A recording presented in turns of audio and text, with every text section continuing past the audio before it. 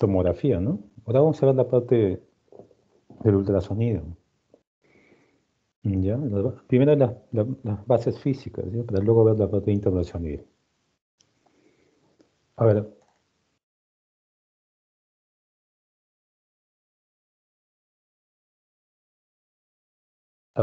siempre es bueno saber ¿no? Cómo se originan estas técnicas, ¿no?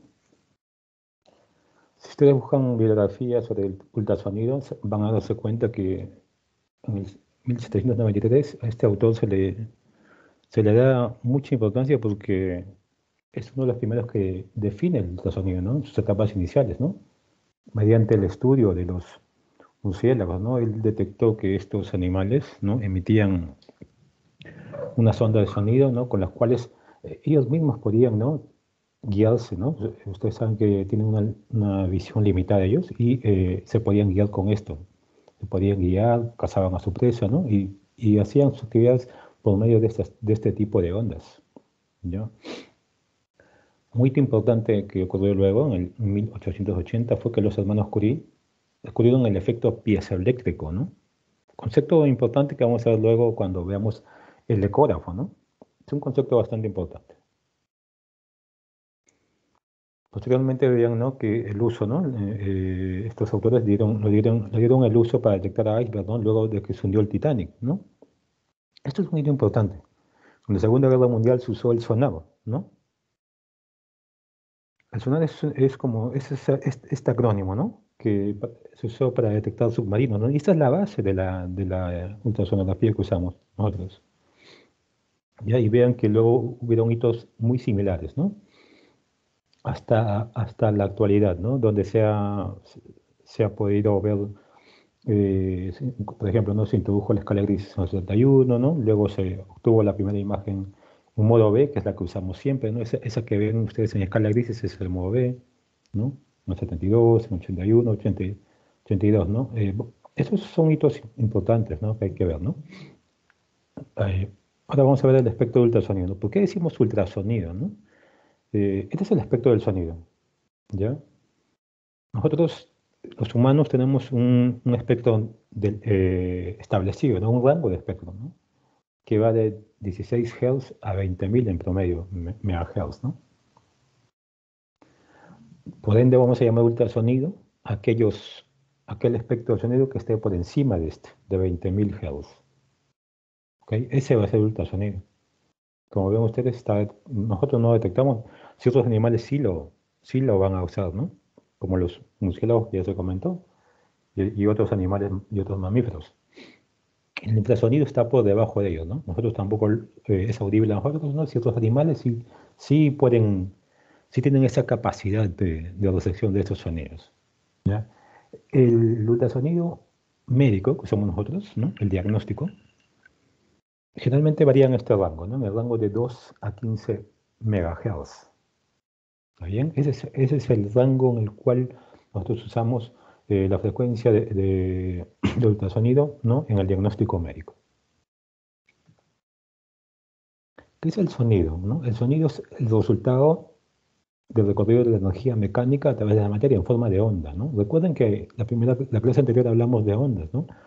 Hablábamos de ondas mecánicas y de ondas electromagnéticas, ¿no? La radiación ionizante les comenté que era una onda electromagnética, es decir, no necesitaba un medio, ¿no?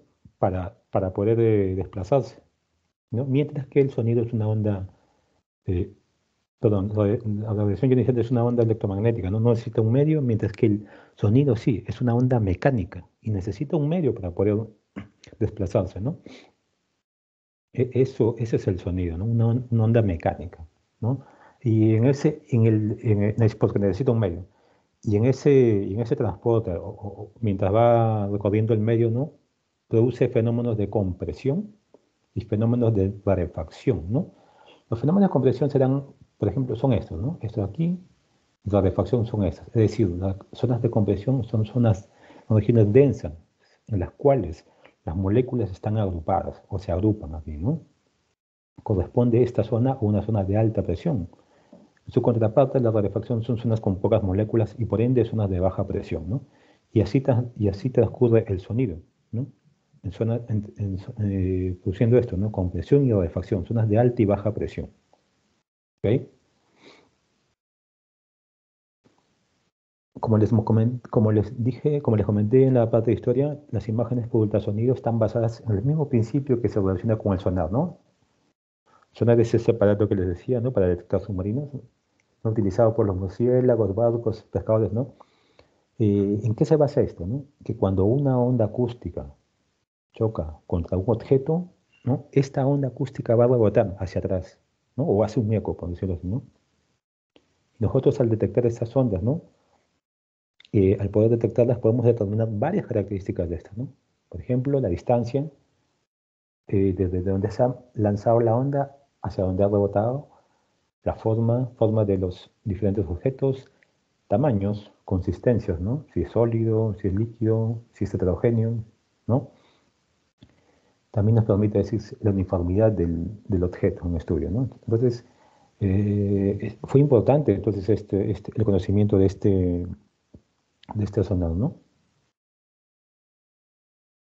¿No? Esto de aquí, ¿no? Lo que les decía, ¿no? Lo que usan, ¿no? Ciertos animales submarinos, ¿no? Es decir, emiten un sonido, ¿no?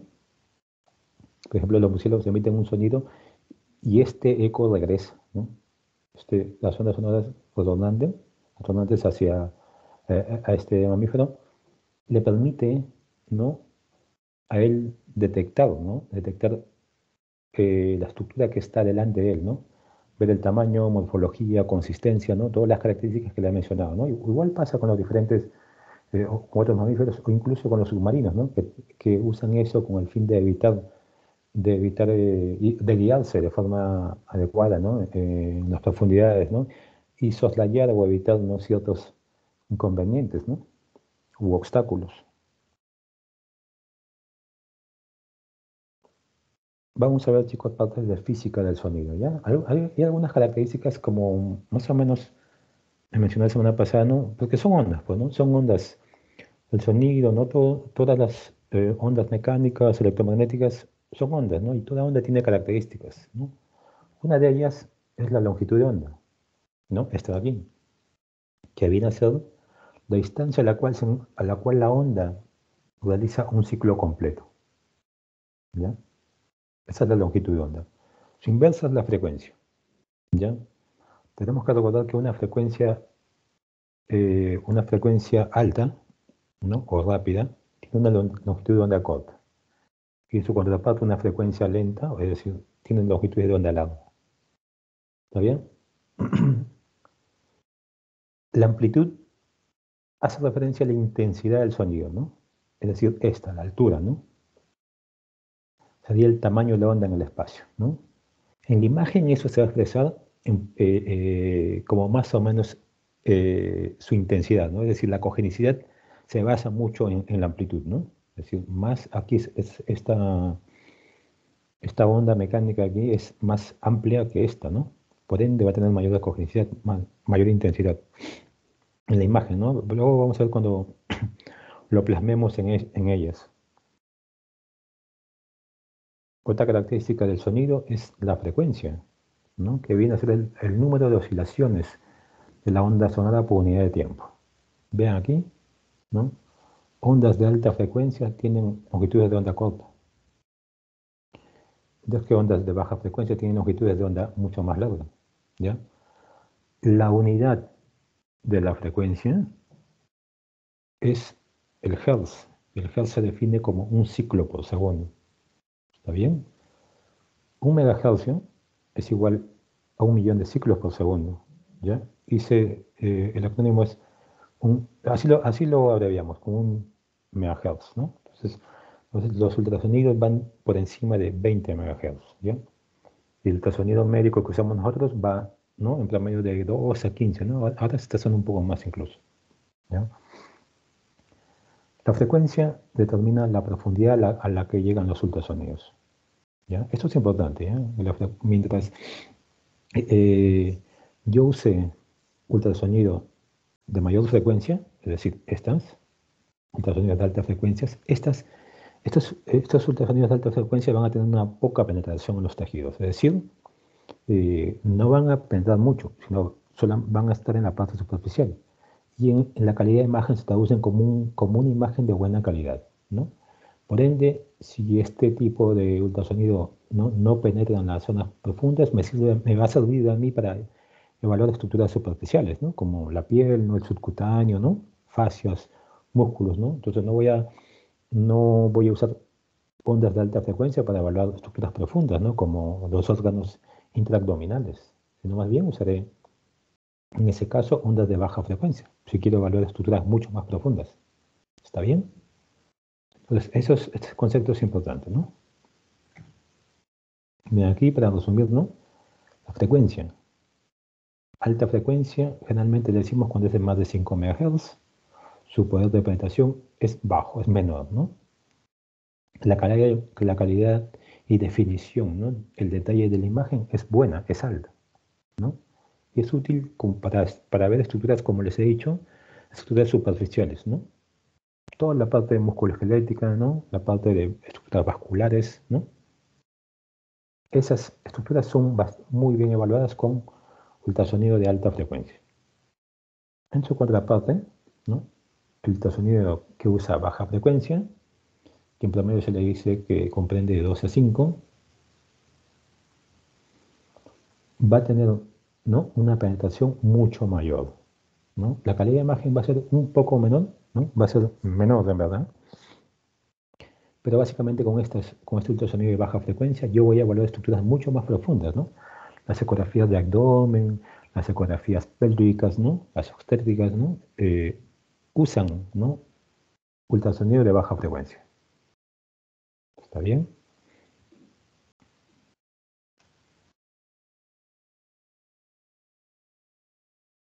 Estos son más o menos algunos, ¿no? Algunas frecuencias de ultrasonido que nosotros usamos, ¿no? En la práctica diaria habitual, ¿no? Vean aquí, miren aquí. Ultrasonido de alta frecuencia, 15 MHz, estructuras muy superficiales, ¿no? El músculo esquelético, ¿no? Para músculo esquelético usamos este tipo de frecuencias, ¿no? De alta, ¿no? Porque necesitamos gran detalle, ¿no? Ver ligamentos, ver tendones, ¿no? Estructuras muy superficiales, ¿no? Ver lesiones subcutáneas, lesiones de piel, ¿no? Necesitamos eh, frecuencias altas, ¿no? Para ver estos estructuras tan superficiales y con mayor nitidez, ¿no? Mientras que si yo quiero evaluar, ¿no? Una estructura profunda, ¿no? Como el abdomen, ¿no? Las estructuras pélvicas, ¿no? Utilizo, ¿no? Ultrasonido, una frecuencia, ¿no? De este promedio, ¿no? De 3, ¿no? 3.5 MHz, ¿no? Es decir, baja frecuencia, ¿ya? Vean que el tiroides, mama, ¿no? Que son estructuras relativamente superficiales, ¿no? Usa un ultrasonido con una frecuencia también algo diferente, pero mayor, ¿no? ¿Está bien? Entonces, eso es un ejemplo de algunas frecuencias que usamos nosotros en la práctica diaria, ¿no? Cuando utilizamos el ultrasonido, ¿no? Otro concepto importante que tenemos que saber, ¿no? Es la propagación del ultrasonido. Hay una frecuencia de propagación, ¿ya? Hay un doble es la propagación del ultrasonido, ¿no? Esto es importante cuando veamos la imagen, ¿no? ¿Por qué una imagen es hipoecoica? ¿Por qué una imagen es anecoica? Es decir, la congenicidad de la imagen depende mucho de esto también, ¿no? De la velocidad de propagación en los diferentes tejidos, ¿no? El sonido, ¿no? Su propagación en un medio es directamente proporcional a la densidad y temperatura del medio, sobre todo la densidad. La densidad es importante. Vean aquí este gráfico, ¿no? En el cual, ¿no? Me habla de la velocidad de propagación en los diferentes tejidos. El promedio, ¿ya? Es esto, ¿ya? El tejido blando, ¿no? Ese es un promedio, ¿no? 1540, ¿no? Esa es la cifra que se maneja como valor promedio.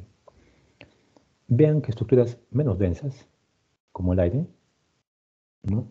La propagación del sonido es menor, mientras que en estructuras mucho más densas, ¿no? Es mucho mayor. ¿Ok? Si ustedes ven aquí en este rango, el agua, ¿no? Una- tiene una relativa buena propagación del sonido. Y las partes blandas, vean aquí, ¿no? La mayor cantidad de tejidos blandos, ¿no? O vísceras abdominales, ¿no? Están en un rango más o menos cercano, todos ellos. ¿Ya? Entonces, esto debemos recordar para la formación de imagen, ¿eh? El aire, que tiene en lo cual la velocidad de propagación es baja, ¿no? Es muy baja la velocidad de propagación, y mientras que en el hueso es mayor. Y las estructuras blandas, ¿no? Y el agua, ¿no? Están en un rango intermedio, ¿ya? Muy cercanas entre sí. ¿Ok? Eso quiero que recuerden cuando volvamos a la parte o veamos la parte de imágenes. ¿Quién tiene mayor velocidad? ¿En dónde el sonido se propaga con mayor velocidad? Y en dónde también con menos velocidad? Es importante. Ahora, ¿qué pasa cuando el ultrasonido, ¿no? Interactúa con la materia? ¿No? La semana pasada hablamos de la radiación ionizante, ¿no? Que interactuaba con la materia, ¿no? Y habían diferentes tipos de fenómenos, ¿no? Había unos que pasaban, otros que se absorbían, ¿no? Otros que se escapaban, otros que se dispersaban. Aquí pasa algo similar, ¿no? La interacción del ultrasonido con la materia, ¿no? Se producen básicamente cuatro fenómenos. Uno, la reflexión o dispersión. Otro, la refracción. La absorción y finalmente la atenuación, ¿no? El concepto de atenuación es muy similar a como mencionábamos en lo que es radiación ionizante, ¿no? Ahora vamos a ver cada uno de estos. Reflexión o dispersión. Vean aquí. Esta es una estructura, ¿ya? Esta es una estructura. Supongamos un órgano, ¿no? Ustedes saben que los órganos están constituidos por una serie de tejidos, ¿no? No es homogéneo, ¿ya? Entonces aquí hay un tejido A y un tejido B, ¿ya? Ahora, la zona límite entre ambas se llama interfase. Esto sería la interfase, ¿ya? Entre este tejido A y entre este tejido B. ¿Está bien? Miren aquí, llega la onda ultrasonido incidente, ¿ya? Este ultrasonido, ¿no? Al entrar en contacto con esta interfase, se va reflejado, ¿no? Es decir, va a haber un cambio de dirección del sonido, ¿no? Esa es la reflexión. Es decir, es el cambio de dirección del sonido al chocar contra la interfase, contra una interfase. ¿Está bien? Llega y se refleja.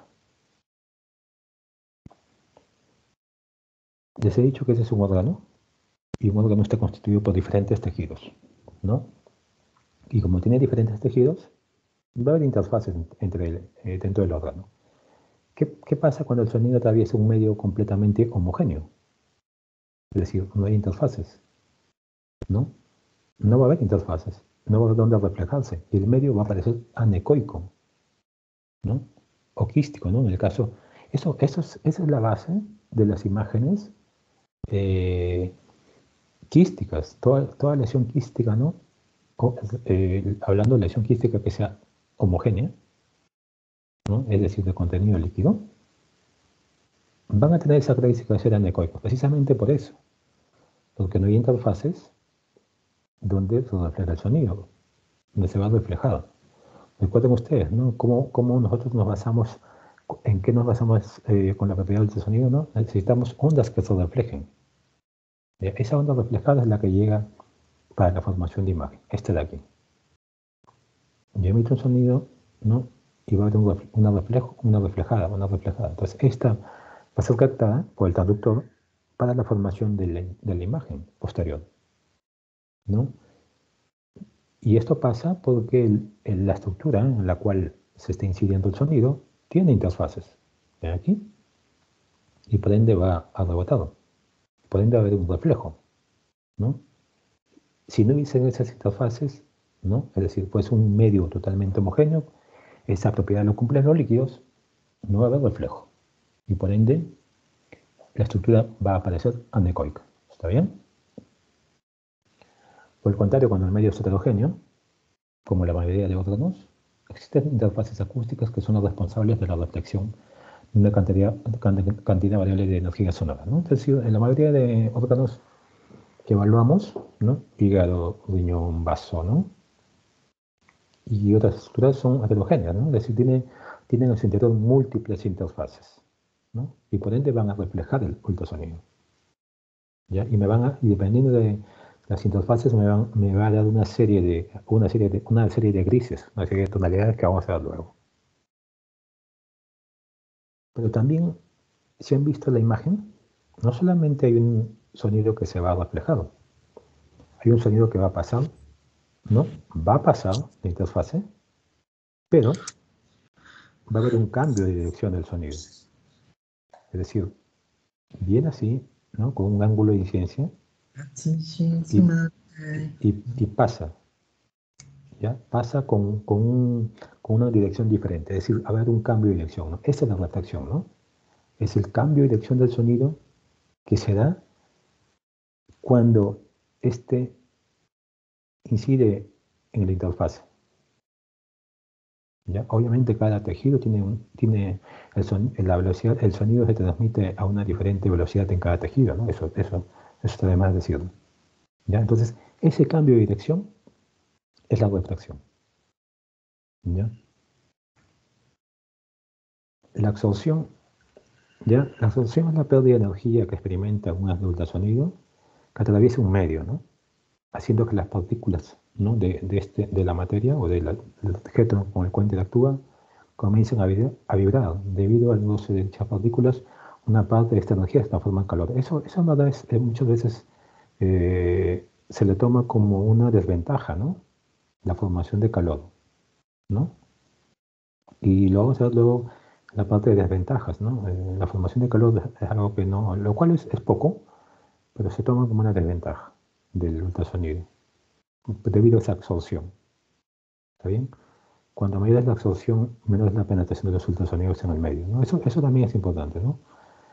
Si el ultrasonido va a ser absorbido en su mayor parte por el objeto con el cual está interactuando, ¿no? Va a haber menor penetración en la parte para ver el resto de estructuras, ¿no?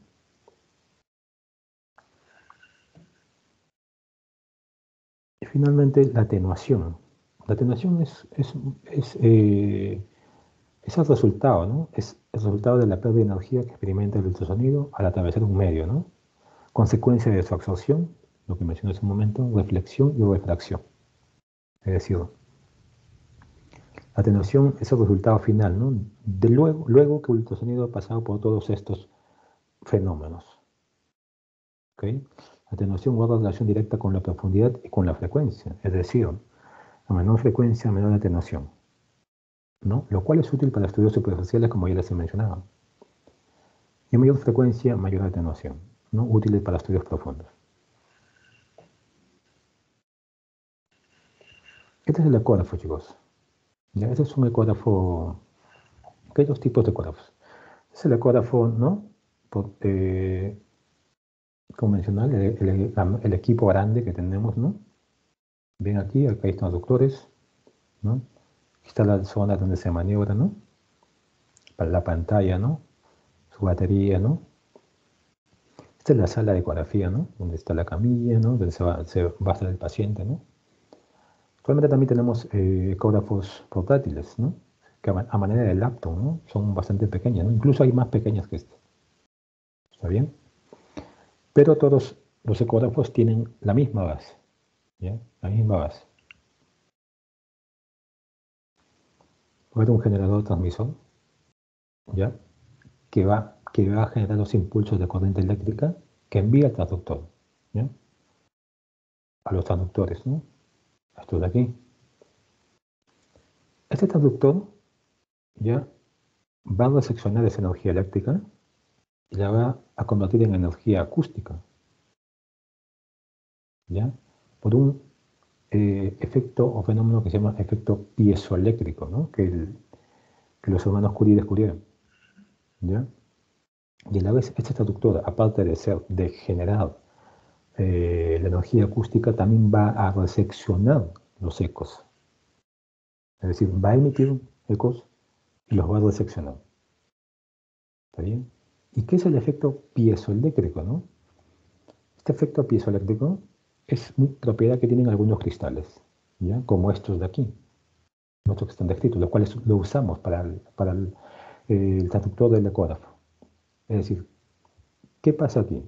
¿No? O sea, el transductor tiene cristales que al yo encender el generador para generar, ¿no?, o transmitir corriente eléctrica, hace que estos cristales alteren su configuración. Van a vibrar, ¿no? Y esa energía, ¿no?, esa energía eléctrica que ha permitido esto va a ser transformada en energía acústica. ¿Ya? Ese es el efecto piezoeléctrico, es decir, el cristal recepciona la energía eléctrica, altera su configuración, ¿no?, generando vibraciones y generando la energía acústica. Es decir, hay un cambio de energía eléctrica por energía acústica. ¿Ya? Y a la inversa, recibir la presión, el traductor hace eso, ¿no? Entonces recibe energía eléctrica, los cristales vibran, generan ultrasonido. El ultrasonido es emitido, ¿no? Es emitido en este caso, a la estructura que yo quiero evaluar, y va a volver nuevamente ultrasonido hacia el traductor, ¿no? Pero ya está volviendo como energía, ¿no?, acústica, ¿no? Y esa energía acústica el traductor nuevamente lo va a transformar en energía eléctrica. ¿Ven? O sea, ese es el efecto piezoeléctrico, ¿no? Vean aquí, este es un esquema, ¿no?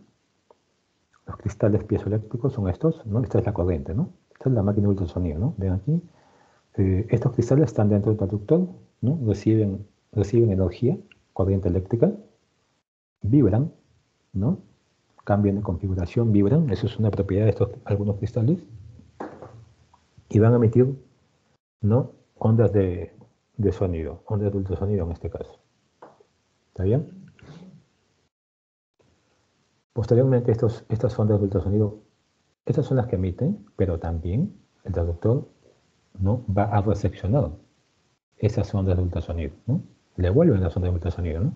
¿Qué es lo que queremos nosotros, ¿no? Recordemos, como les dije, lo del sonado, ¿no? Uno necesita el retorno de esa energía, ¿no?, en forma de ultrasonido, ¿no? Entonces, este ultrasonido regresa, este cristal piezoeléctrico, ¿no?, estos cristales hacen el fenómeno opuesto, es decir, transforman esta energía acústica en energía eléctrica, lo cual va a ir a la máquina de ultrasonido para generar la imagen.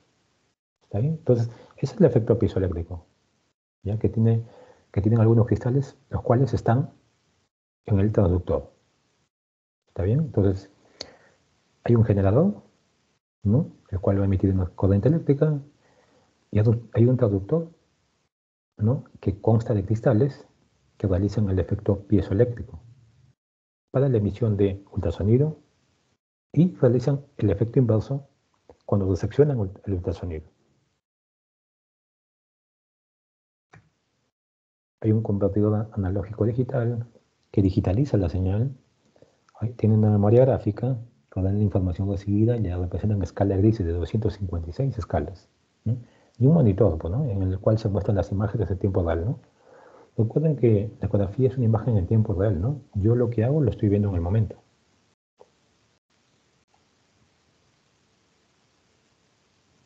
Veamos aquí, ¿ya? Un resumen de cómo funciona el transductor, ¿no? Este es el transductor, este es el paciente, ¿ya? Si alguna vez alguno de ustedes le han hecho una ecografía, se han dado cuenta que usamos un material para mejorar la conductividad, ¿no? Usamos en este caso gel, ¿no? Colocamos gel, el gel que es, al final es gel, es agua, ¿no? Es agua, es un líquido, ¿no?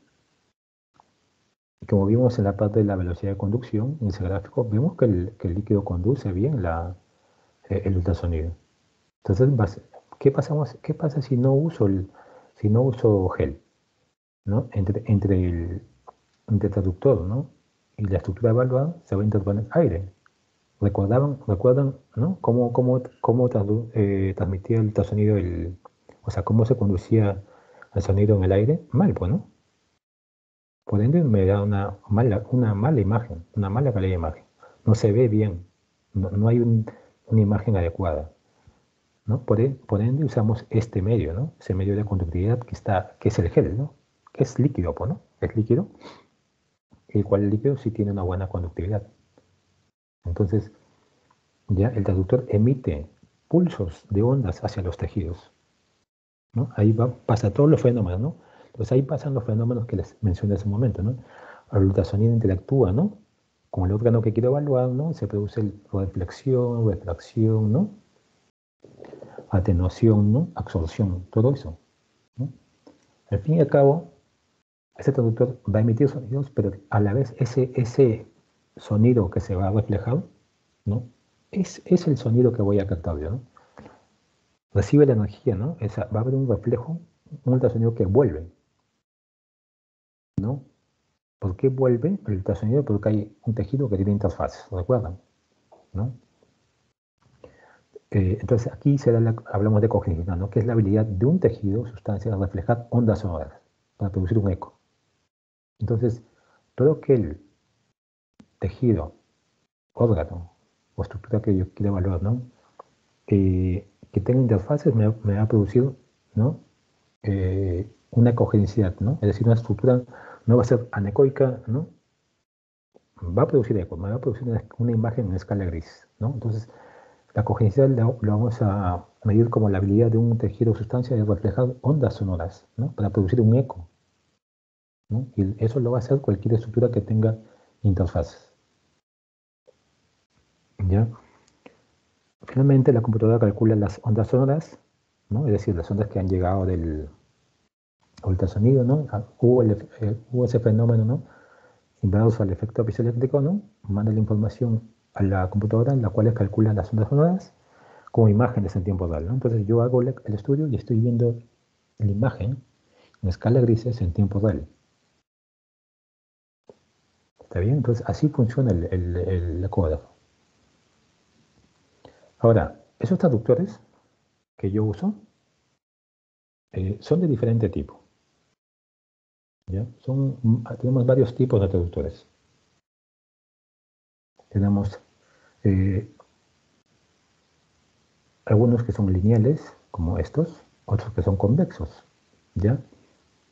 Estos traductores lineales, ¿ya? Son traductores generalmente de alta frecuencia, ¿ya? Llámese alta frecuencia por encima de 5, ¿ya? En este caso 7 a 15 MHz, ¿no? Estos son los lineales, ¿no? Con estos traductores yo evalúo estructuras superficiales, ¿no? Recuerden, ¿no? Traductores de alta frecuencia, con alta frecuencia yo evalúo estructuras superficiales. La penetración no es mucha, ¿ya? La alta frecuencia no penetraba mucho, ¿no? Por ende, me servía para evaluar estructuras superficiales, ¿no? Y me da un mejor detalle anatómico, un buen detalle anatómico, una buena resolución de estructuras. ¿Okay? Esto es muy usado, ¿no? Para ver tejido blando, ¿no? Realmente cuando viene el paciente, ¿no? Con sospechas de desgarros musculares, ¿no? Tendinios, ¿no? Evaluar lesiones de partes blandas, ¿no? Pared torácica, ¿no? Usamos esos traductores, ¿no? ¿Por qué? Porque necesitamos evaluar estructura superficial. ¿Está bien? Incluso hay mucho más pequeños que esos, ¿no? Con mayor frecuencia. Ahora, estos traductores convexos ya utilizan baja frecuencia, ya son traductores de baja frecuencia, ¿no? Tono de 1, 2 o 3.5, ¿ya? Recuerden que la baja frecuencia tiene mayor penetración a planos profundos, por ende, ya evalúo las estructuras mucho más profundas, ¿no? Si quiero evaluar útero, si quiero evaluar vejiga, si quiero evaluar próstata, hígado, riñones, vaso, páncreas, ¿no? Esas estructuras profundas, yo tengo que usar un ecógrafo convexo. ¿Está bien? Además hay otros traductores, ¿no? Hay un traductor endocavitario, ¿no? Dependiendo de a qué cavidad voy a introducir, ¿no? Pueden ser endovaginales, ¿no? Transrectales, ¿no? Para evaluar la próstata. ¿Está bien? Por ejemplo, aquí, ¿no? Este es el típico traductor endocavitario, ¿no? Para evaluar, por ejemplo, ¿no? El útero, ¿no? Un buen detalle del útero, aquí vemos. Traductores sectoriales, ¿no? Esto está aquí, ¿ya? Que básicamente es para evaluar estructuras pequeñas, ¿ya? Sobre todo como este, ¿no? Cuando yo uso en los neonatos para ver ecografías transfrontalierares, ¿no? En el caso de hemorragias intraventriculares, ¿no? Ahí en ese contexto es bastante útil, ¿no? O para ver pequeñas articulaciones también, ya como los dedos, ¿no? O los dedos de las manos, de los pies, ¿no? Para ver las estructuras muy pequeñas, ¿no?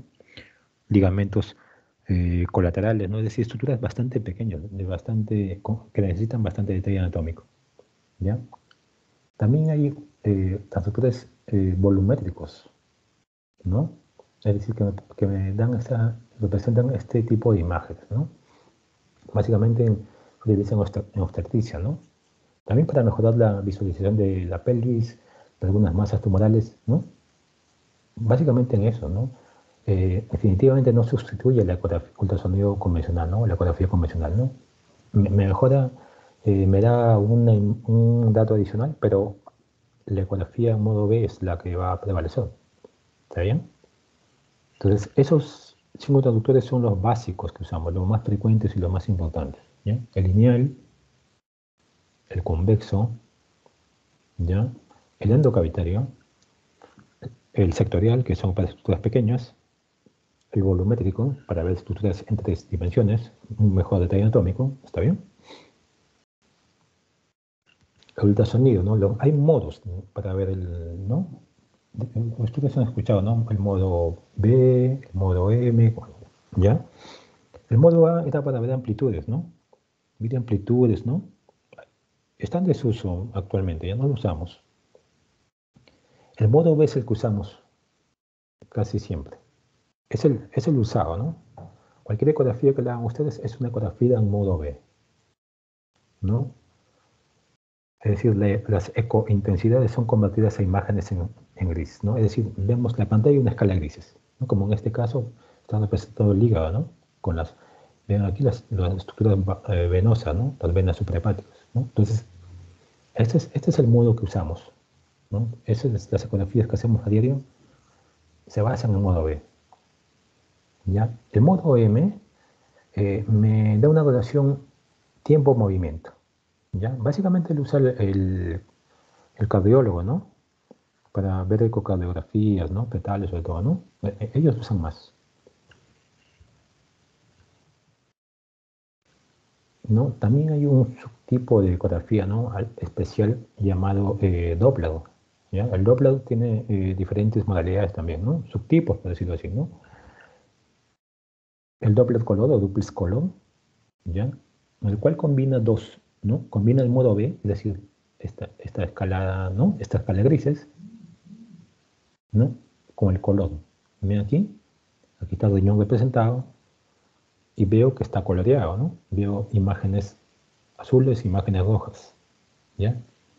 Ahora, el doble color, ¿ya? Estas imágenes diferentes, rojas y azules, me representan una dirección, ¿ya?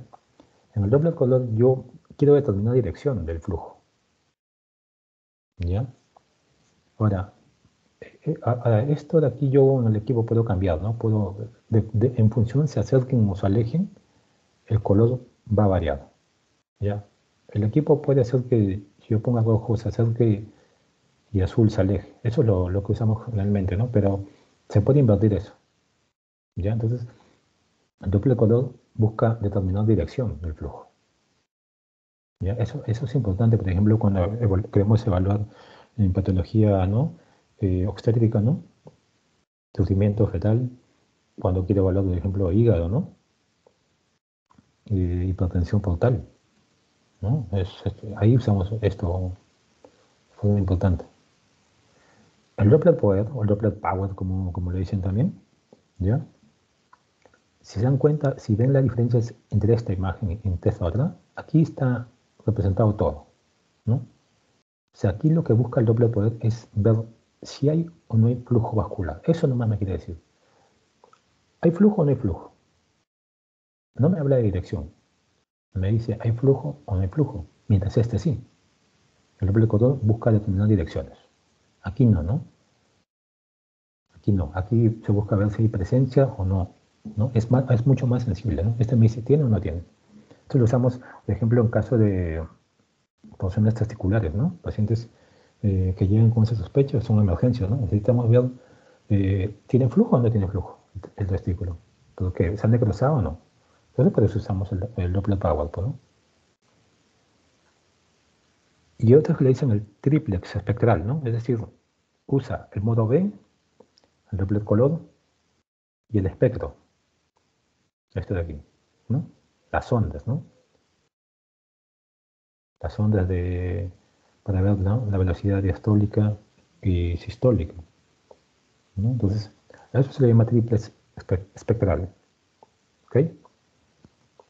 Estas dos de aquí es importante diferenciarlo, ¿ya? Color, dirección, poder, presencia, flujo, o el power. Ventajas y desventajas del ultrasonido, ¿no? Ventajas que se puede adquirir en cualquier plano. No utiliza radiación ionizante, es una ventaja importante.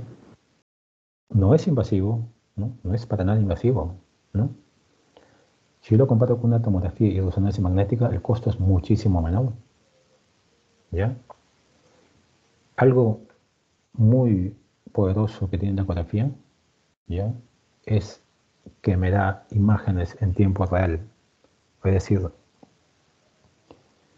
yo veo la imagen en el momento. Estoy evaluando una estructura, ¿no? Y si quiero volver a verla o quiero incidir nuevamente lo puedo hacer, ¿no? Cosa que no puedo hacer con la tomografía de resonancia magnética. Ya adquirí, ¿no? Y ya no puedo hacer otro corte, porque ya está adquirido, ¿no? A cambio en esta sí, ¿no? Porque son imágenes en tiempo real. Otra ventaja es que hay ecógrafos portátiles, pues, ¿no? No hay resonador portátil, hay tomografías portátiles, pero en el medio hospitalario, ¿no? Pero el ecógrafo portátil, como han visto, hasta pueden ser laptops incluso más pequeños, casi el tamaño de un celular, ¿ok? Las ventajas, esto es relativo, ¿no? Esto de aquí. Pero sí es importante, ¿no? Requiere entrenamiento para parar el equipo. Es decir, requieren la pericia del que realiza el estudio, ¿ya? Depende de la habilidad de quien, o la experiencia, ¿no?, de quien está realizando el estudio, ¿no? Mientras más pericias tenga, ¿no?, mayor sensibilidad y especificidad tendrá el método, ¿no? Es decir, mayor rendimiento va a tener la prueba. ¿Está bien? Esto es algo relativo, no penetra hueso ni forma imágenes del aire, ¿no? Generalmente se dice que el ultrasonido no me sirve para evaluar estructuras óseas, ¿no? En la parte musculoesquelético, ¿no? Esto es relativamente cierto, ¿no? Porque sí se podría ver quizás detalle mínimo, pero algo más detallado el hueso no me permite ver, ¿no? Entonces no penetran hueso ni forma imágenes del aire, ¿no? Recuerden que el aire en el aire el sonido se propaga mal, ¿no? El aire, ¿no? Toda estructura que tenga aire, ¿no? Pulmón, intestino, ¿no? Se ve mal con la ecografía, ¿no? No tiene la ecografía no me permite evaluar estructuras aéreas de forma adecuada. Y ahí la generación de calor que les decía, ¿no? Debido a la absorción, ¿no? Miren aquí esta imagen, esta radiografía de abdomen, donde veo distensión de asas, ¿ya? Asas distendidas con contenido gaseoso. Vean si yo hago una ecografía en esta zona, ¿no? Ven, en esta zona hago una ecografía. Miren lo que veo. Un área totalmente, ¿no?, sin señal, ¿no? Solamente hipoecoica, mal definida. No veo estructuras ahí, ¿no? Es porque tiene contenido aéreo, por el aire.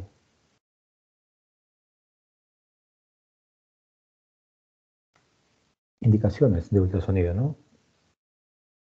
Básicamente, para definir un diagnóstico de un dolor abdominal, ¿no?, basado en una sospecha clínica, es decir, cualquier dolor en el abdomen, ¿no?, luego que el médico o que el evaluador indique la zona, ¿no? Por ejemplo, puede evaluar hipocondrio derecho, sospecha de litiasis vesicular, o si le queda derecho apendicitis, ¿no?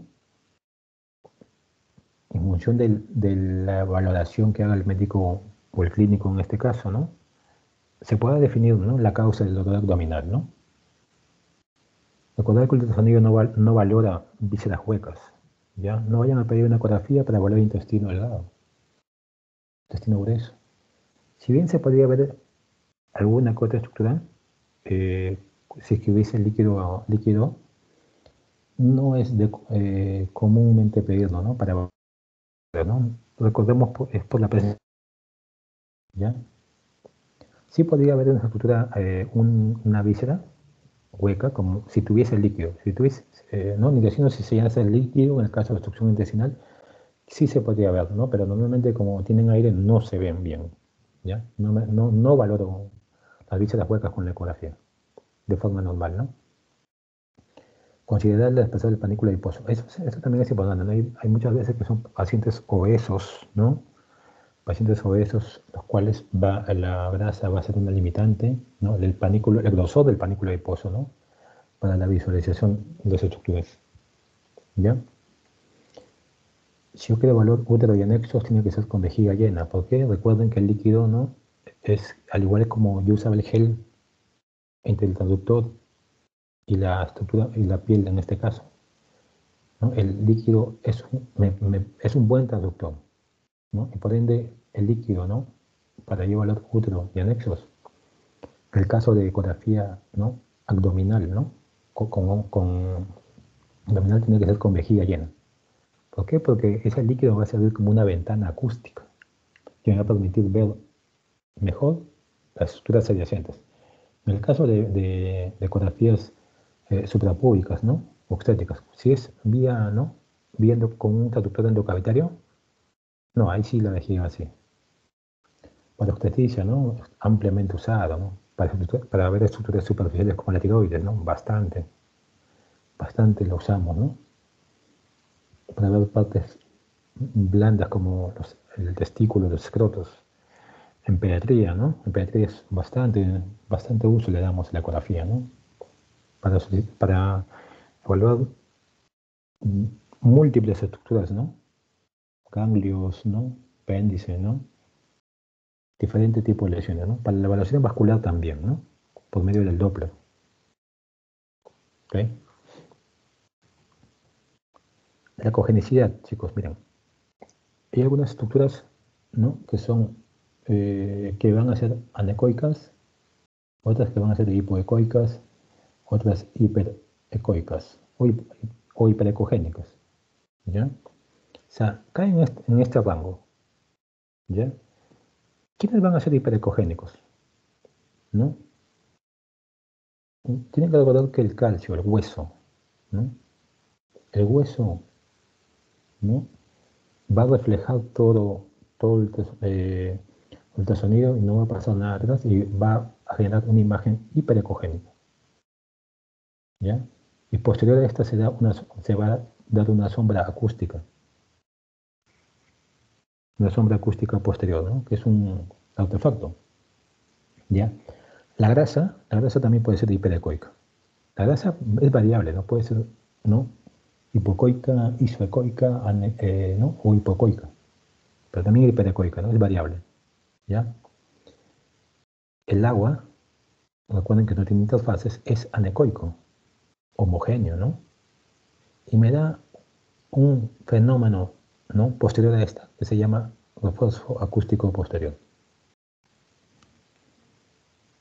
Vean aquí, esto es importante, chicos. El líquido optimiza la ventana de visualización, ¿ya? Es decir, el líquido, como les mencioné, es un buen traductor, es un buen elemento conductor del ultrasonido. Por ende me permite ver estructuras, lo usamos como ventana acústica, de apoyo, ¿no? Para poder ver el resto de estructuras, ¿no? El agua es anecoico, ¿no? Cualquier líquido, ¿no? Cualquier estructura que tenga líquido va a ser anecoico, ¿no? La vejiga, ¿no? Vesícula biliar, ¿no? El aire, ¿no? El aire, recordemos que no propaga el sonido, ¿no? Es hiperecoico, no propaga el sonido, ¿ok? Y va a ser hiperecoico al igual que el calcio, e incluso me va a dar una sombra acústica posterior. ¿Ven? Mira, los dos me dan una sombra acústica posterior, tanto el aire como el calcio. ¿Ya? ¿Cuál va a ser la diferencia entre estos dos? Es que la sombra acústica posterior del calcio va a ser, se le dice limpia, ¿no? Entre comillas, limpia, porque es una sombra homogénea, bien definida, ¿no? Mientras que en el caso del aire va a ser una sombra acústica posterior sucia, ¿no? Es decir, es una sombra no tan homogénea, no tan definida, ¿ya?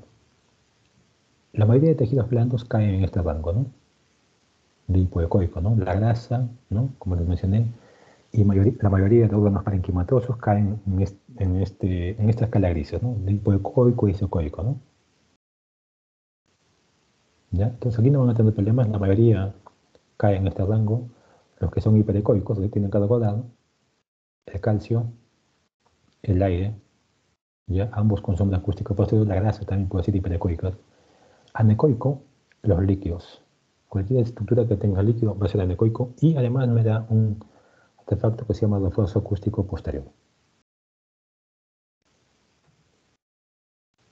Para reforzar la idea, ¿ya? Hiperecoico, cuando la cognicidad es mayor que el parénquima que está adyacente, hipocoico cuando es menor que el parénquima adyacente, y isocoico cuando es igual al parénquima circundante, heterocoico, heterogéneo, cuando hay una mezcla, ¿no? Es decir, tiene áreas de hiperecognicidad, hipoecognicidad con respecto al parénquima circundante. Hiperecoico, miren aquí, una estructura hiperecoica con una sombra acústica posterior, ¿ya? Y estructuras anecoicas, es decir, no tienen ecos en su interior, ¿no? Es diferente al hipoecoico, ¿no? El hipocoico sí tiene ecos en su interior, tiene interfaz. El anecoico, dado por los líquidos, no tienen interfaces en su interior, ¿no? Y por ende, hacia posterior me da un refuerzo acústico, un artefacto que se llama refuerzo acústico posterior. Mientras que el hiperecoico me da una sombra acústica. Dependiendo si es aire o dependiendo si es hueso, va a ser limpio o sucio. Algunos ejemplos. Vean aquí. Este es aire, miren cómo se ve el aire. Se ve hiperecoico. Y hacia atrás hay una sombra. Esta es la sombra acústica posterior del aire. ¿Ya? En el caso del líquido, miren, la vejiga llena de orina. ¿Cómo se ve? Anecoico. El hígado, un órgano parenquimatoso. Una ecogenicidad intermedia, ¿no? Hipoecoica, isocoica, ¿no? Sobre todo hipoecoica. Un cálculo en la vesícula. Miren aquí, me da una sombra acústica posterior. Si yo veo esta sombra acústica y la comparo con la del aire, esta sombra acústica posterior de este cálculo es negra, ¿no? Es negra, bien homogénea, bien hipocoica, ¿no? Bien homogénea. Mientras que esta sombra acústica no es tan nítida como esta, ¿no? Es un poco más, es oscura, pero no tan homogénea como esta. ¿Ya? A esta se llama sombra acústica en las lesiones cálcicas, sombra acústica posterior, limpia, entre comillas, y esta sombra, el aire hiperecoico con sombra acústica sucia. Los tejidos blandos, ¿no? De densidad hipoecoica. La grasa, recordemos, ¿no? Miren la grasa, el subcutáneo hipoecoico, un lipoma hiperecoico, ¿no? La grasa es variable, como les dije, ¿no? Que puede ser hiperecoica o hipoecoica.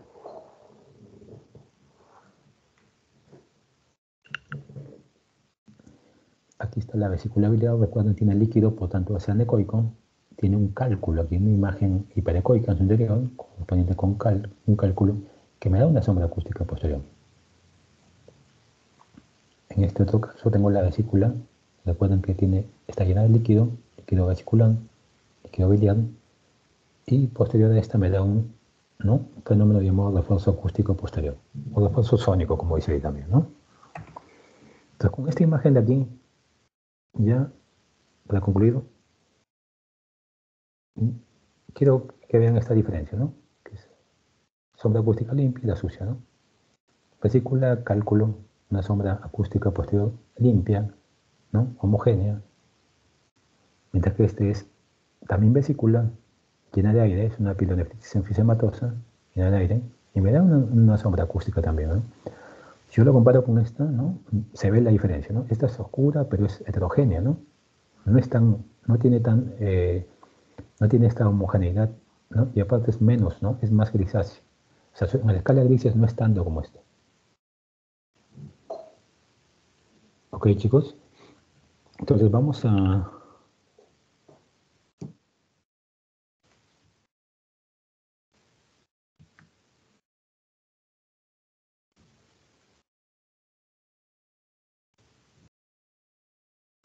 ver, Andrew, Sí, doctor, dígame. ¿me escuchas, no? Sí. Ya, vamos a pasar a la parte del internacionalismo, ¿ya?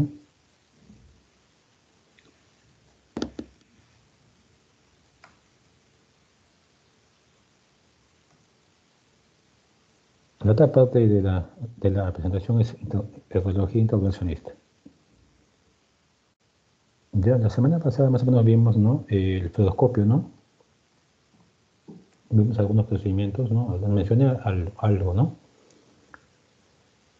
La radiología intervencionista, ¿no? Es una de las subespecialidades dentro del diagnóstico médico que en los últimos años ha causado mayor crecimiento, ¿no? E importancia en los algoritmos diagnósticos terapéuticos, ¿ya? Nosotros aquí realizamos procedimientos mínimamente invasivos, guiados por diferentes métodos de estudio, ¿no? Podemos hacer estudios intervencionistas con ecografía, tomografía, fluoroscopía, ¿no? Básicamente esos tres, ¿ya? Cada vez el intervencionismo cobra mayor importancia para el diagnóstico de enfermedades, no solamente el diagnóstico, ¿no? También terapéutico. Y es una gran alternativa, una excelente alternativa al tratamiento quirúrgico. ¿Está bien? Algunas ventajas de la radiología intervencionista, ¿no? Es que los procedimientos en general no utilizan anestesia general, no utilizan anestesia general, ¿no? El cual sí utilizan los procedimientos quirúrgicos que se realizan en sala de operaciones. Por su escasa invasividad, el tiempo de recuperación es menor. Es decir, el paciente va a estar hospitalizado menos tiempo, va a tener menos movilidad, ¿ya? Por ende, el paciente va a estar menos días hospitalizado y por ende los costos, ¿no? En general van a disminuir, ¿no? No solamente a nivel hospitalario, sino también sobre él, ¿no? Menos efectos colaterales, ¿no? También, ¿no? Es un procedimiento intervencionista comparado con una cirugía tiene menos efectos colaterales, ¿ya? Menos dolor, menos estancia, ¿no? Menos complicaciones, ¿no? Eso es algo propio de estas técnicas, ¿no? Que son mínimamente invasivas. Procedimientos de intervencionismo tenemos dos tipos, ¿no? Diagnósticos y terapéuticos, ¿ya? Los diagnósticos, dos grandes grupos. Los que hacemos el diagnóstico con punción, aspiración de aguja fina y con aguja gruesa, ¿no? Es decir, hacer diagnóstico, ¿no? En el cual podemos usar agujas finas o gruesas. Y terapéuticas tenemos muchas, ¿no? Muchas, ¿no? Algunas de estas están mencionadas aquí, ¿no? Como el drenaje percutáneo, nefrostomía percutánea, ¿no? Colocación de arpones, una gran cantidad de estudios, ¿no? Los dos primeros son los más frecuentes usados, ¿no? Algunas generalidades sobre el procedimiento, ¿no? El paciente antes del procedimiento tiene que ser en ayunas, ¿no? Siempre se revisa su historia clínica con el fin de que esté completo sus exámenes, ¿no? Su hemograma y sobre todo su perfil de coagulación, ¿no? Para evitar riesgos de sangrados, ¿no? Siempre va a firmar un consentimiento informado, es decir, en el cual se le explica al paciente el procedimiento, ¿no? Los riesgos a los cuales va a ser sometido. Siempre pruebas de imágenes, ¿ya? Siempre. Necesitamos pruebas de imágenes del paciente, ¿ya? Y antes de entrar al procedimiento se le explica, ¿no? Se le explica en qué consiste, ¿ya? La colocación del paciente depende, ¿no? Depende de dónde está localizada la lesión, ¿no? No es lo mismo, ¿no? una lesión en pared torácica que una lesión en hígado o una lesión en cavidad abdominal, ¿no? O una lesión ósea, ¿no? Depende de la localización de la lesión, ¿no? Depende también de la condición clínica del paciente, ¿no? Si me va a colaborar o no. Y obviamente la estructura anatómica a estudiar. En este caso es una imagen en la cual se va a utilizar tomografía, ¿no? El paciente está en decúbito, ¿no? Decúbito prono y se va a proceder a centrar la lesión que está de situación posterior, ¿no? Es por eso que está así, está colocado de esa manera, ¿no? Se hace un estudio tomográfico, estamos hablando de tomografía en este caso, ¿no? Usado como método, les he dicho que puedo usar ecografía, fluoroscopía, tomografía. Veo aquí que hay una lesión, ¿no? Por ejemplo, en este caso, intraabdominal, ¿no? Un primer escanograma, una primera imagen en la cual me permite a mí, ¿no? Ver mi punto de entrada y medir, ¿no? Aquí. O sea, aquí va a ser mi punto de entrada, aquí tengo que, esta distancia, yo mido cuál va a ser la distancia que tengo que voy a ingresar, ¿no?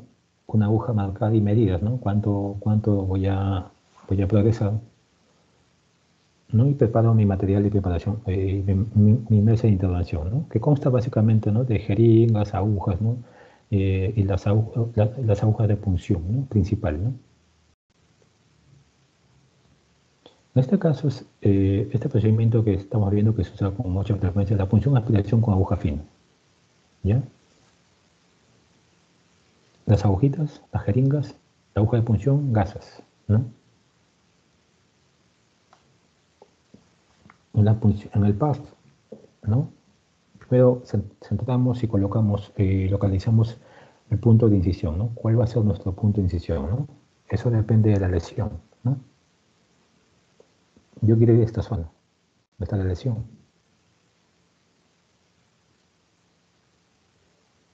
¿Ya? Entonces, aquí hago un centro y localizo el punto de incisión. Yo voy a entrar por aquí. No por aquí, porque esa es una zona que está libre y más cercana hacia esta zona,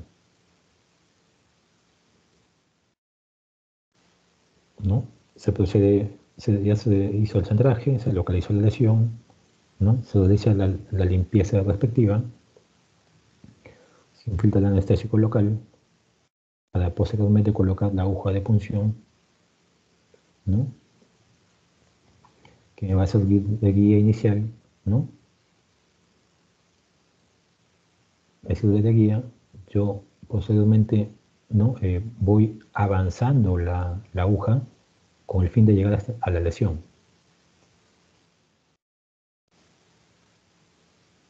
Que es ahí, coloco mi fijador, aspiro luego el material que yo deseo estudiar, ¿ya? Y aspirado, luego que yo he aspirado, ¿no? Ya tengo la muestra, ¿no? Entonces lo que ahora procede es extender el material, ¿no? Con todas mis láminas, ¿no? Y objetos, extiendo el material para ser enviado al estudio histológico, ¿no? O estudio citológico, dependiendo del caso, ¿no? Previo fijado y todo el procedimiento, ¿ya? Este es un procedimiento que se usa de forma rutinaria, ¿no? La punción aspiración con aguja fina, ¿no? En este caso fue guiado con tomografía, pero también puede ser guiado por ecografía, ¿no? Como las biopsias de tiroides, ¿no? Que básicamente tienen un procedimiento muy similar. Otro procedimiento que también es muy frecuente es la nefrostomía percutánea, ¿no? Esos son los elementos que yo necesito, ¿no? Mis gasas, ¿no? Mi bisturí, obviamente mi catéter de nefrostomía, ¿no? Con mi guía respectiva, mis pequeñas jeringas, ¿no? Mi dilatador, mi aguja de punción con la cual voy a punzar, igual que hace un momento, ¿no? Guiado por eco, ¿no? En la nefrostomía lo que yo pretendo es introducir el catéter en el seno renal, ¿no? O sea, ahí, en la pelvis, ¿no? El paciente, ¿no? De cúbito prono, ingresa al tomógrafo para hacer el montaje. Ya vi la zona donde voy a ingresar, ¿no? Ya se entrega hace un momento. Ingreso la aguja.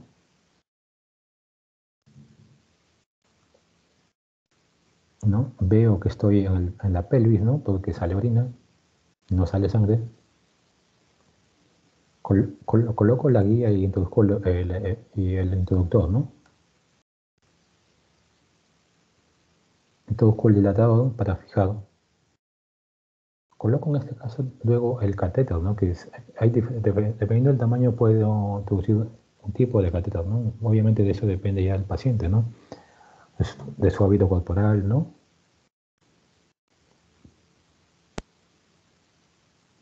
Aquí está el catéter, ¿no? Llegando a donde tiene que estar, ¿no? Ya introducí el catéter, fijé el globo y finalmente coloco una bolsa de nafrostomía, ¿no? Donde va a estar el catéter, ¿no? ¿Ok? Esos son procedimientos que se utilizan de rutina, ¿no? Y muy frecuentes. Algunas complicaciones de esto, algunos hematomas o sangrado en la zona de punción, ¿ya? Los cuales no son muy significativos. Podría ser que hayan infecciones superficiales, ¿no? Como cualquier herida, ¿no? Raramente una punción de un órgano o tejido el cual no estaba previsto, ¿no? Podría pasar, lo cual disminuye con la pericia de la persona que hace esto.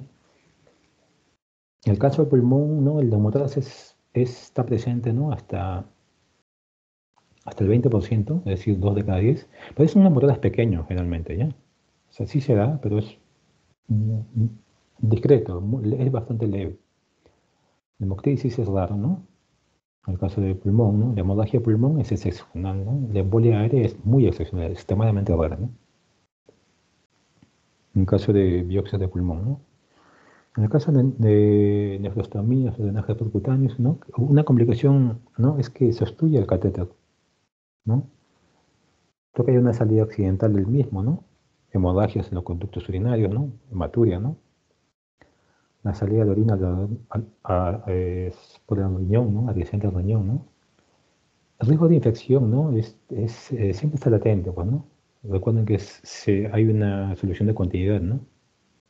Que comunica al exterior, ¿no? Entonces, es, eh, es factible que se pueda dar, ¿no? Que haya perforaciones intestinales, pancreatitis también son riesgos, ¿no? ¿No? Altos no, son relativamente bajos, ¿no? No se reportan muy elevados.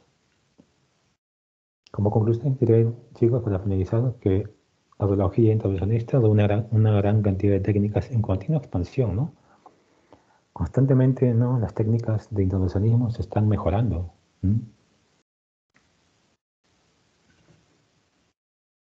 Por su escasa invasividad y gracias a los trabajos que han ido apareciendo en los últimos años, ¿no? Muchos trabajos están apareciendo, ¿no? Que demuestran la efectividad del mismo, muchas de estas técnicas, ¿no? Se han convertido en el tratamiento de elección o de segunda línea de muchas patologías, no solamente vasculares, sino también oncológicas, ¿no? Básicamente en esos dos, ¿no? Finalmente, algo importante es que estos procedimientos no disminuyen la movilidad del paciente y por ende su estancia hospitalaria, ¿ya? A diferencia de los procedimientos quirúrgicos, ¿no? En los cuales se utiliza anestesia general, cortes de mayor dimensiones, ¿no? Mayor movilidad del paciente, ¿no? Más tiempo hospitalario, ¿no? La probabilidad de mayor complicaciones, ¿no? Entonces, vean que el intervencionismo, ¿no? Es una rama que está en continuo crecimiento, en continuo desarrollo, ¿no? Es basado en procedimientos mínimamente invasivos, ¿no? Que son una alternativa, ¿no? Y en muchos casos de primera elección para la terapéutica de muchas patologías. Y en el diagnóstico, obviamente, ¿no? Como les he mencionado. ¿Ok?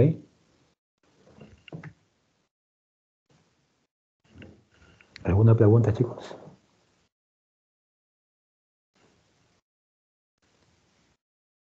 Andrew, Sí, doctor, dígame. Estoy ¿alguna aquí. pregunta? No, doctor, todo claro. Ya, baja la lista de asistencia. Ya, ahorita la bajo. Ya descarga lista. Ya. Ya, doctor, ya está descargando. Ya se descargó. Ya, me lo envías para enviárselo al doctor Amaro. Ya, doctor. Con respecto a su clase, ¿la va a subir usted? Porque la puede subir también usted o me la puede dar a mí y yo luego yo la subo al Teams. Ya, está bien, Andrew. Ya, ya, doctor. Ya. Entonces, si no hay preguntas, entonces